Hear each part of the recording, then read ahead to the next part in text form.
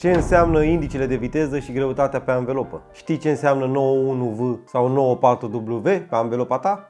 Până să filmez clipul ăsta nici eu nu știam. Și luăm un exemplu fictiv, un 205-55R16 91V. 91 indicele de greutate, iar V indicele de viteză. 91 înseamnă că anvelopa poate susține 615 kg, deci 4 anvelope ori 615 kg egal 2460 de kg. Capacitatea totală este greutatea maximă pe care o poate susține mașina în siguranță. Iar litera arată viteza maximă pentru care este construită anvelopa. Exemplu, H egal până la 210 km, V până la 240 de km, W până la 270 de km, Y până la 300 de km la oră, dar foarte important este că nu ai voie să pui indice mai mic decât cel din cartea mașinii. Poți pune mai mare, dar nu mai mic, pentru că riști la supraîncălzire, instabilitate și probleme la ITP.